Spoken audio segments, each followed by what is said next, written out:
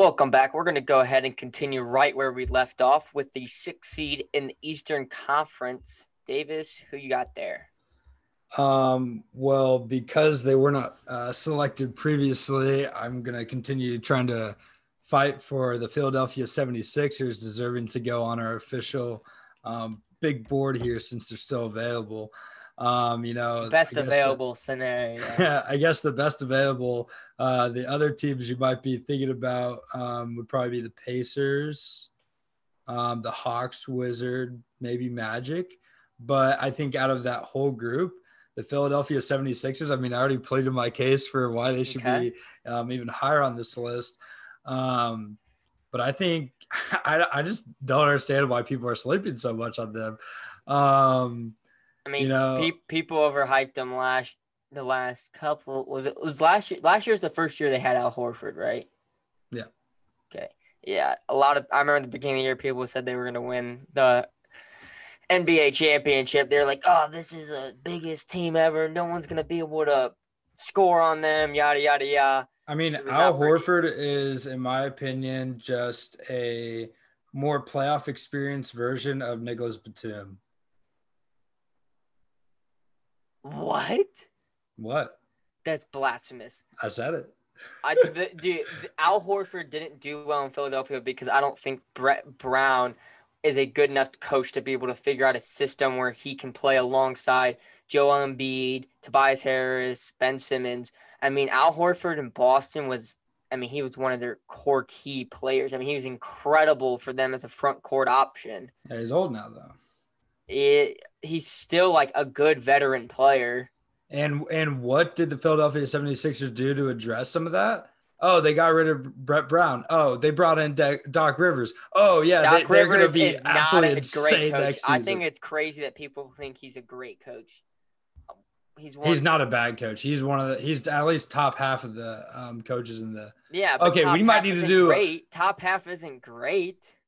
It's better than being bottom half. Bottom half means you're not even in the playoffs. Top half doesn't mean you're winning a championship with him. Okay, we might need to go on a quick tangent and rank the coaches in the league. That could be a fun episode. We might have to, because I never have been high on Doc Rivers. I think people overhyped the crap out of him, and I think last season was highly evident.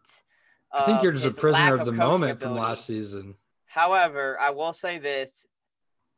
I also had the Philadelphia 76ers at 6. Oh, let's go. Well, they're the next best team available. They're the next best team available there, and you talked about it a lot. You should have been throwing shade on them just to reveal that they're your next. I wanted to put the shade there, but they are the next best team available. They have the third best center in the league. They got Ben Simmons. They addressed some of their issues. I still don't believe in them wholeheartedly. However, they did try and solve some things for their team, so I do appreciate that. And so, yeah, I do have them at the 6th seed. For me, if they're going to move up, they need to continue to make moves. Like, personally, I'd love for them if they could somehow find a way to move from Tobias Harris. That if they could find a better option there, I think that would make them a lot more appealing to me. But I'm going to go ahead and do my 7th seed in the East, and I have the Indiana Pacers. They're going to have a healthy Victor Oladipo next season. They're going to have Sabonis as well on that roster. They brought in a new coach. I do have them dropping a little bit from last year just because I think there's so many other teams that got better. And so I kind of have them sliding a little bit there, but that's why I have them at 7. Yeah. A quick little random fact for the episode. Indiana is bringing back every single person on their team who saw more than 250 minutes of action in the previous season, which is a slight little thing that I think gives them an edge to be able to, continue vying for the playoffs. They're a deep team, and that's something that doesn't get talked about enough for this upcoming season concerning COVID. And, we've kind of seen with the NFL and some of these other leagues as the season kind of progresses, if teams go through situations where, a player contracts COVID or becomes in close contact with someone who, has also came into contact and yada, yada, yada, just like half their roster starts getting eliminated. And so, having that depth is going to be something that kind of helps solidify some of these rankings, whether you like it or not, by this time next season when we're looking at it. And so in terms of, continuing to build on that continuity and bringing back a lot of their or all their key players from last season, I think is good for them, especially when there are teams like Brooklyn, when there are teams like the 76ers and, the Bucks, who are going to have to be, trying to figure out how to integrate different players that they brought in into their, core lineup and, their rotational minutes and stuff like that. So, yeah, I mean, I'm fully comfortable putting the Pacers here. And I could see them actually sneaking up a little bit higher into the rankings next season. I don't think I'd be surprised if they could, I don't know. I think a lot of people sleep on the Indiana Pacers in general. And similarly in the West, I think people sleep on the Utah Jazz in general. I think they're just teams that don't get a lot of attention for one reason or another, but, continue to put a good quality product out on the court every year. And so, yeah, I mean, Sabonis's last season was remarkable to watch, and I think he's going to continue making strides of improvement. Malcolm Brogdon being there is massive, and yeah, I mean, I don't see any reason why the Pacers shouldn't be our next are at the 7th spot for us. Awesome. So I think probably the next two are going to be the more exciting choices as we get into the who's going to make the playoffs and who's not. But sitting at the 8th seed, the final spot to make the playoffs in the Eastern Conference, I have the Washington Wizards. I think the addition of I think with John Wall, like I think I still would have had him at 8. I think just bringing in back that all-star level talent's a big deal, but then flipping that to go get Russell Westbrook, who, I mean, John Wall hasn't played meaningful basketball in 2 years, and Westbrook just did. So I think that's a slight improvement there, and I think him and Bradley Beal are going to be able to work very well together. I think they're the 8th best team in the East. I really do. I think there are teams that we can get into here in a minute, the 9-10 slot that might be able to fight for that spot. But I do think sitting at 8, I just think re-signing Davis Bertans, having Bradley Beal on contract, Russell Westbrook. I mean, that's a pretty good team out there in the Eastern Conference. I kind of expect them to make the playoffs this year. Yeah. So before I reveal my pick, I'm just going to put this out there. It's been too long. The East has been horrible in terms of, the 7, 8 seed, 9, 10. Yep. There being a whole lot of competition for those last couple spots out East. But I think this season, especially, we're kind of starting to see that parity out in the East that we've kind of seen in the Western Conference for the past, 7, 8 years. And so, I think this will be, for the first time, one of the more competitive, types of runs for the end of, the Eastern Conference rankings. And with that being noted, there's now the playing games as well. Yep, absolutely. The 9 seed and the 8 seed. So I'm very excited to see how this ends up playing out. But I actually have the Atlanta Hawks as my 8 seed here. Because Trae Young's the GOAT? Oh, I don't know about that one. Are you finally on the Trae Young train? I mean, I've never not been on the train. I just didn't think that he should be 3rd All-NBA last season. You're right. 30 points and 9 assists a game just doesn't cut it for that type of talent. But go ahead, Davis. Hey, I mean, the media has spoken. So, yeah, I trust the sports media when it comes to rankings and voting on awards at the end of the season. I think we've gone over and looked at some of the polling numbers for different awards, and I can say without a doubt the fact that, like, I think Dwight Howard got votes for Defensive Player of the Year. I think they even they had some, like, really weird players getting votes for Rookie of the Year. Like, no. Hey, but go ahead. Why do you have a minute? While we have this platform to talk about basketball, Adam Silver, I'm talking to you. If you want the awards done right, have Junkie Sports Media handle Yep, all the absolutely. awards. I think that goes without saying. If you look at our predictions videos, we have the correct. We know our stuff. Okay, so Absolutely. Adam Silver, get us on board and let's make that happen. NBA basketball. Everyone in our Twitter, shout out Adam Silver. Tweet out, at the NBA, and let's get that done. Yep. But so why have the Hawks there specifically? I think they brought in a lot of depth in this off season. And especially if you look at the front court, I mean, now they have John Collins, Clint Capela, which we still haven't seen as an Atlanta Hawk. They've had a big old break. They didn't have to play in the bubble. And so, there's a lot of guys that have just been resting that are, anxious to play basketball. They brought in some freaking awesome signings. Danilo Gallinari. We'll see how if he ends up getting slotted to the small forward position, or if they try to continue, running him in the front court at the 4.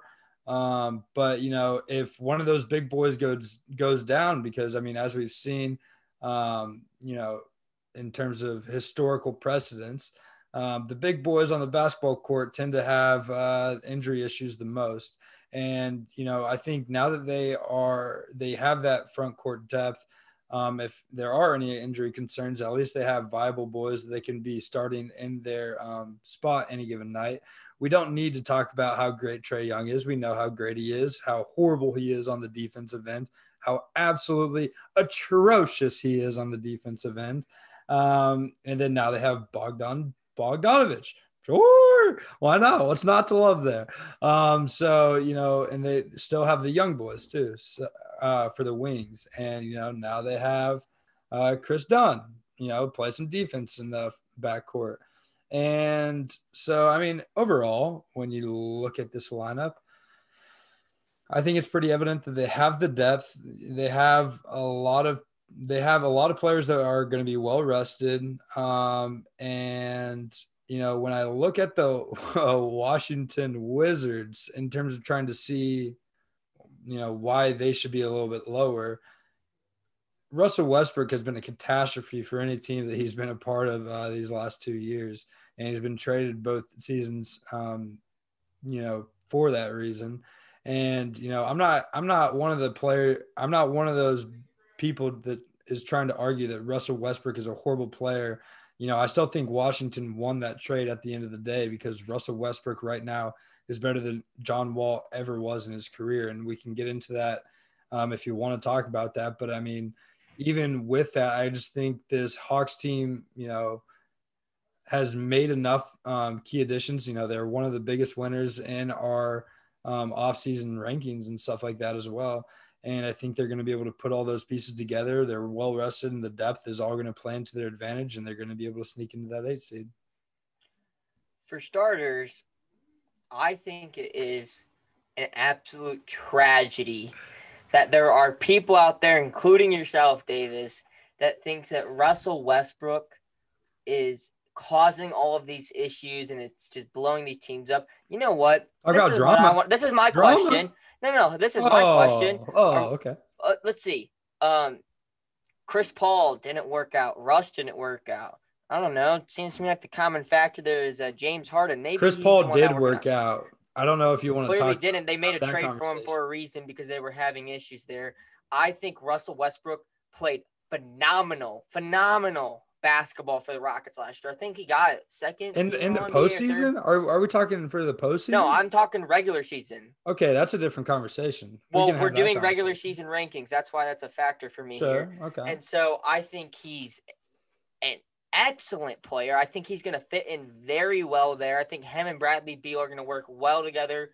And I mean, I do agree. I have the Atlanta Hawks at 9. I do think the Hawks have made a ton of strides in the offseason. My main concern with the Hawks, and the reason why I don't have them at 8, is outside of Trae Young, who's their guy? Like, they have a lot of nice pieces, and I don't want to take away from it. I mean, I love all the signings they made. I think they put great pieces to surround Trae Young, but I don't know who their number 2 option is going to be. I don't know what that pecking order for them is going to look like going into next season. I think they addressed some defensive concerns, but I don't think they addressed all of them. I mean, that's some of my concerns for them going into next season. Whereas I do think the Wizards have two perennial all-stars on their team. They have an absolute sniper in Bertans. I do think they have a and nice Denny team now. out there. Do what? And Denny Avdia now. Yeah, they have one of the steals in the draft, in my opinion. So, I mean, I'm perfectly okay with putting the Hawks at 8 because I did have them in that 9th seed. I have them as a fringe playoff team. I need to see them. I need to see what the Rondo impact has on Trae Young going into next season and see what kind of improvements Trae Young makes in his game. Yeah. Before we kind of solidify that 8-9, I kind of wanted to ask you about this whole pecking order situation that you're bringing up with the Hawks. You know, after Trae Young, who's going to be the guy? So look at the Toronto Raptors, right? You were just saying like they've been a team over the past couple of seasons that outside of Kyle Lowry, who's been the guy. And, you know, they tried to make it Pascal Siakam last season, and he proved that that wasn't really a possibility. He did it until in the playoffs. He didn't. But if we're talking regular season, I think he was for sure the number 2 guy. Okay. You could even have argued he was their 1 last season. We had this argument actually, but we did. I think but every I'm team just saying needs to have there a are some pecking teams. order. You're just a big pecking order guy. Like you're I huge think into the pecking we've order. seen like significant issues in the past with teams where like they don't have like their go-to guy. They don't have their number 2. They don't have their number 3. And then they run into all these issues, especially come playoff time when it's sort of a who do we give the ball to in this situation? And it's a lot of crunch time in regular season games. And so that's, I mean, to me, it's not, I mean, pecking order is not end all be all, but I do think every team needs to have their one option, their number 1 guy. They need to have a number 2. I think you have to have 1 and 2, and then you can fill it out with whatever. I don't think saying that, like, for example, like the Miami Heat, like in crunch time, like Dragic was their guy. It was not Jimmy Butler. Like it was Dragic was their guy. Jimmy Butler was their 2. Bam Adebayo was their 3. Like they had like their order. And so I do think like the Hawks did make a lot of good strides in the offseason. However, it's just I'm more concerned like are all these pieces going to fit cohesively? All right. But I'm okay with putting them at 8 because I do have them at the 9. I do think there is a good chance they do make the playoffs. Also, I just want to note that in terms of because all the nationally televised games were released for this upcoming season, and the Hawks are only in 1 nationally televised game, and the Wizards are in 0. And I think it's absolutely blasphemy to NBA fans out there that we aren't going to be getting to see more than 1 game nationally covered from these 2 teams combined, because these are both going to be exciting teams to watch next season. And, you know, we're just going to have to be finding some streams elsewhere online to be able to watch these teams. But, you know, that's easy in 2021. So I also think a lot of these games, if there's a nationally televised game on said night that gets canceled because of COVID reasons, I do think we'll see a lot of those numbers get changed where like the Lakers are supposed to play and their game gets canceled. Maybe they switch it to a Hawks Wizards game or something like that. So I do expect that to be very flexible going next season. But who do you have at the 9 slot? So I have the Wizards at the 9 slot. Okay, then so we can do that. Just flip flop however which that way works. We got Hawks at 8, 9 to the Wizards. Who do you have at 10? And also, it is very fitting that we have our 8 and 9 being very highly contentious because assuming that things fall right, they will be battling out for that playoff spot. But at the 10 spot, I have the Orlando Magic. Who'd you have? I have the Charlotte Hornets. I have them at 11 up next. I have the Magic at 11. Okay, so we're doing another little flip-flop action going on. So I think you know, they didn't, outside of John Isaac being lost to this team, they didn't really make a whole lot of changes in terms of their lineup composition. They didn't, you know, move Vucevic. They didn't get rid of, you know, Evan Fournier or, you know, any of their, you know, key pieces. I don't think the loss of DJ Augustine is that huge, especially when being replaced by Cole Anthony, who they acquired in the draft, and is someone that I've said in the past multiple times. I think he is going to be a star in this league. And now that he's at in Orlando alongside Markelle Fultz, he will have ample opportunity to shine, get his buckets, and I think Vucevic himself, he's a walking like double maniac. Yeah. And he's gonna get his. And they still have plenty of good scoring options around him. And now that they have a younger backcourt that has a lot of potential, as long once one or two of those guys in the backcourt just starts clicking at a higher, more elite level, I think this team could be scary. But obviously, we're not talking about them making the playoffs next season for a reason. And so, yeah, and I have them over the Hornets just because I think it might take a little while for LaMelo Ball to get comfortable in the league. I know that, yes, he's played some overseas ball, but at the same time, I think there's going to be a lot of focus on him, even though, Gordon Hayward is now there. At the end of the day, not making any massive changes to the Hornets front court, I think is still a major glaring issue. If you can't protect the rim, you can't win games. And, the Hornets were another team that I think what would you call it? Over excelled last season, or overachieved last season rather. Sorry. And, Devontae Graham had a, showcase type of year, in consideration for most improved player. But at the same time, I think there will be regressing in some levels next season. And there will be a lot of attention on LaMelo Ball from the other team's defense, and that he's going to, take a little while to be able to really shine until we kind of see, what he's fully capable of doing at his current age. And for that reason, I have the Magic over the Hornets, but I'm definitely open to a little flip-flop if you can convince me otherwise. Yeah, so I have the Charlotte Hornets at 10 over the Magic. And for me, the primary reason against the Magic is because of the Jonathan Isaac injury. I think that is massive for them. I mean, he's someone I think will be a defensive player of the year candidate and likely will win multiple at some point in his career. And I think that's a massive, massive loss for them. And the reason why I've got the Hornets at 10 is because I think the Gordon Hayward signing is actually going to be really nice for them. I think he's going to bring in not only a veteran presence, but he's also a playmaker. He's a scorer. I think he's going to be the best playmaker on that team. And I think it's going to really help run the offense and really get Devontae Graham and LaMelo Ball shots and put a lot of the pressure off of them. And so I think by also bringing in LaMelo Ball, I think a big thing here, putting them at 10 or putting the Hornets at 10 is whether or not you believe he's going to do well in the NBA. And I do. I think he's likely to win Rookie of the Year. And so I think he's going to really help out this Hornets team. I really hope to see him move away from Terry Rozier at some point. I do agree. I do think that front court is still a bit of an issue, and having sort of really trying to go out and solve that defensive front court present, I guess is what I'm trying to say there.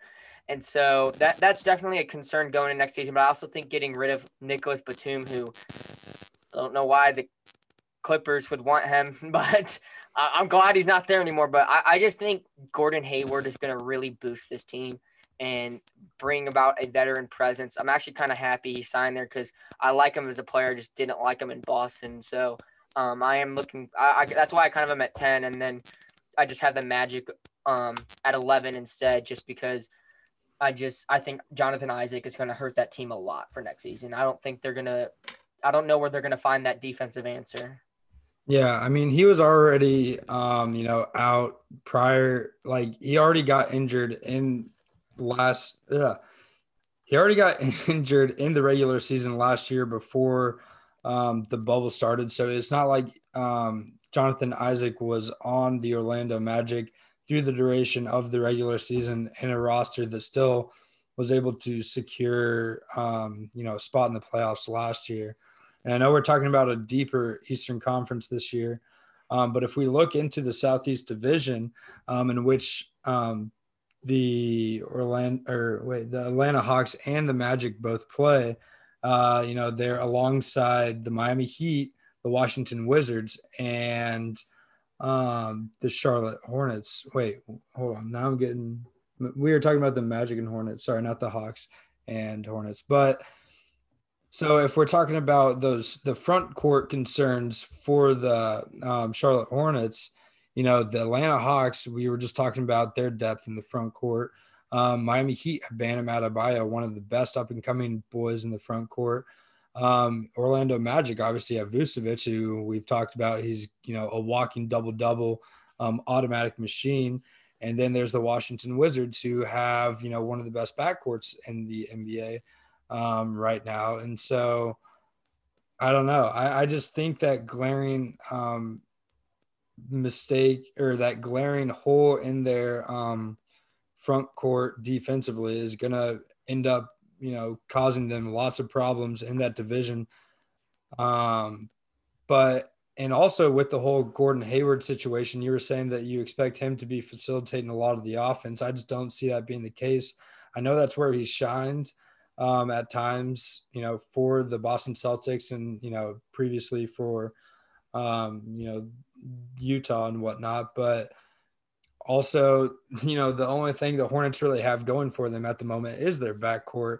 And they have, now LaMelo, Terry Rozier, Devontae Graham. So then why would you be expecting a wing to be facilitating their offense to get shots to the backcourt when Gordon Hayward's another guy that can be knocking down shots if facilitated too?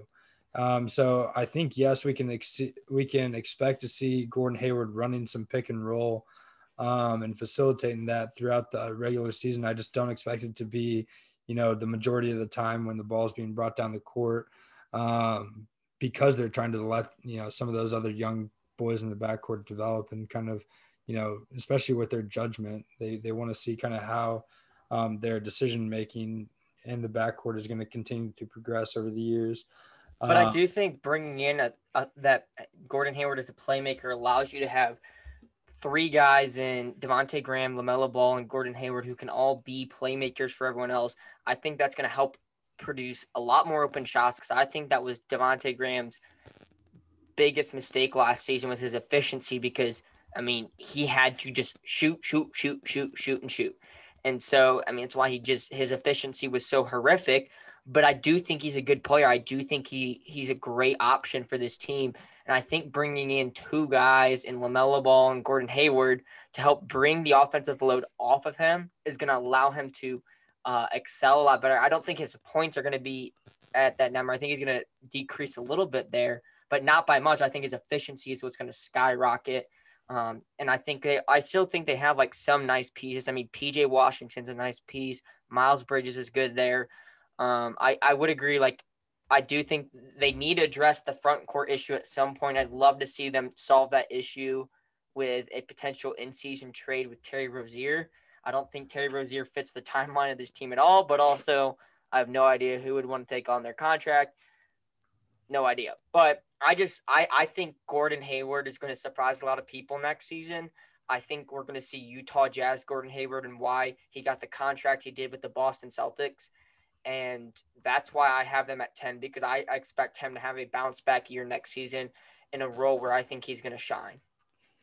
Yeah, so I guess I just don't understand where you stand with, the Magic being, a solid team that was able to sneak into the playoffs last season, and they have in previous seasons as well. And then out of nowhere, they're just dropping like a brick, because we haven't seen John Isaac on the court for a full season and since he's been in the NBA. Well, also, I am really confused at what their focus is with the Magic. They drafted Cole Anthony, which, I think they got a good spot there, but at 15, however, they have Evan Fournier on their roster. What are they going to do there? Are they going to have Cole Anthony play as backup? Are they going to try and sort of hit a reset and say, hey, Cole Anthony and Jonathan Isaac are our guys. Let's go moving forward, maybe move away from Vucevic or something like that. I don't know. I think the Magic they have solid players. However, I don't know. I think them last year making the playoffs for me was a bit of an overachieving season for them because, I'm not in love with any of their players. I think Vucevic is a nice center. However, I think when you compare him to some of the better centers in the league, I don't think he really stacks up there. Aaron Gordon's not someone I love as a player. And so I don't know. I'm not overtly, I think they have a more balanced roster than the Hornets. I think they have all the positions they need to compete. However, I'm more high on the Hornets best players than I am on the Orlando Magic. Yeah, I just think when those two teams play head to head, the Orlando Magic are winning 8 out of 10 games. Really? Yeah. I think having a full team and having that, balanced lineup is, a big reason as to why they've had success in the previous, X number of seasons. And they've just been able to, make the playoffs every year. That's it seems like they're kind of in a weird limbo where, they're not really trying to vie for a championship. They're not really going for a rebuild. Like you said, they have a lack of direction, but their direction is, let's just make the playoffs and see what happens every year. So, they've been able to make the playoffs and, just because they don't have, they're another team that doesn't have any televised games next season. But, I think that's also part of the reason why, there's there's people that don't talk about the Orlando Magic a whole lot just because, they don't have any players that anyone can fall in love with. They don't have any of those stars. Vucevic is just never going to be that guy in the same sense that Nurkic is never going to be that guy. But, in terms of defenses last season, and yes, I know that some of these games were with John Isaac, but the majority of the games were not. They had the 5th best defense last year in terms of points allowed. And when you look at the Charlotte Hornets, they failed defensively on pretty much any category that has to do with the front court. Why don't you have the Orlando Magic? Why do you have the Wizards ahead of the Magic then? Because I think that highly of Russell Westbrook. I think Russell Westbrook. The Wizards were one of the worst defensive teams last year too. So I understand, but Russell Westbrook brings energy into that lineup. He has a love for the game that is unparalleled to any other player outside of maybe LeBron James in the NBA in terms of, he's bringing it every single night, full energy, leaving it all on the court, and he's, getting older and older. But, I think that's going to be very infectious for that Washington Wizards team with a lot of young guys, especially in the front court, with Rory and Denny and, Davis Bertans. So, Denny Avdia is a huge addition for me for the Washington Wizards. They were able to retain Davis Bertans, who we didn't get to see in the bubble due to, reasons that we're fully aware of. And I don't know. I just feel like the Wizards have been another team that, when John Wall and there's a second fiddle there, they've been able to really surprise teams and exceed a lot of expectations. But, they're just not a team that gets a lot of, national media and that sort of thing. And so people don't talk about them or see them play a whole lot. But, I think they're going to be able to put together a good product on the court next season and definitely be vying for that position. All right. I'm okay with putting the Magic at 10 and then the Hornets at 11. Perfect. So go ahead and read off our 6 through, 11 now. Then we'll go to our next break. Okay, so 6 through 11, we have the Philadelphia 76ers, followed by the Indiana Pacers, then the Atlanta Hawks, the Washington Wizards, the Orlando Magic, and the Charlotte Hornets. All right, and with that, we're going to go to our next break.